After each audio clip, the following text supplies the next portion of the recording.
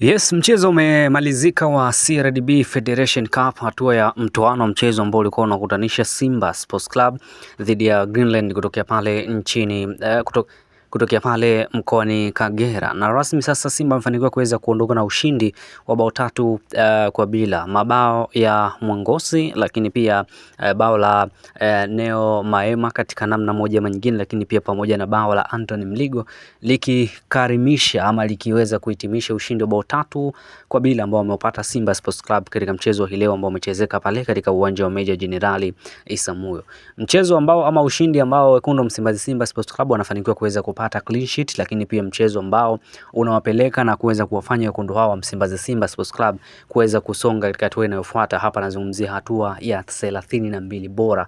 Wekundu hao wa Msimbazi Simba Sports Club wanakwenda kutinga katika namna moja ama nyingine baada ya ushindi huo wa bao 3 kwa bila. Kiwango cha Simba namna ambavyo amekuwa kichezo kijaribu kutizama kimeridhisha kwa kiasi fulani. Unaweza kutuandikia maoni yako hapo, lakini pia kupewa nafasi kwa baadhi ya wachezaji ikiwemo Mwangosi ambaye ameonyesha performance nzuri, lakini pia ikiwemo vijana kutoka katika kikosi B cha Simba Sports Club wakipewa nafasi. Vedatus Masinde tumemshuhudia ambaye amekuwa hapati nafasi mara kwa mara, amepewa nafasi, lakini pia tumemshuhudia pia bwana mdogo Yahya Mbegu performance ambayo ameionyesha, bila kusahau na wengine ambao huenda walikuwa wanacheza katika kikosi cha kwanza lakini sio regular starter ama sio wale wachezaji ambao wamekuwa wakianza mara kwa mara. Miongoni mwao ni pamoja na Ino Loemba. Leo hatimaye tumeweza kumshuhudia amecheza dakika zote 90. Pengine kiwango chao umekionaje? Neo Maema naye pia dakika zote 90 tumeweza kumshuhudia amecheza.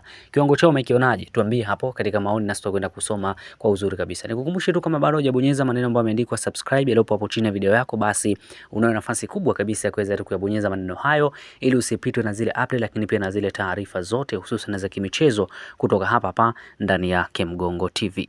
Biashara ni matangazo, na ndio maana sisi kama Kemgongo Media tunakukaribisha utangaze nasi. Sikiliza, kuanzia kiasi cha shilingi 50,000 tu unaweza kutangaza nasi kupitia kurasa zetu zote, iwe YouTube, Instagram, TikTok au X. Kwa wale wanaohitaji interviews, unapata interviews kuanzia shilingi 200,000 tu zenye urefu wa hadi dakika 10. Hatukuishia hapo. Kwa wale wenye vipindi vyao wanataka kuvirusha kupitia YouTube channel yetu, gharama zetu ni nafuu sana. Ewe Mtanzania, karibu tangaze nasi.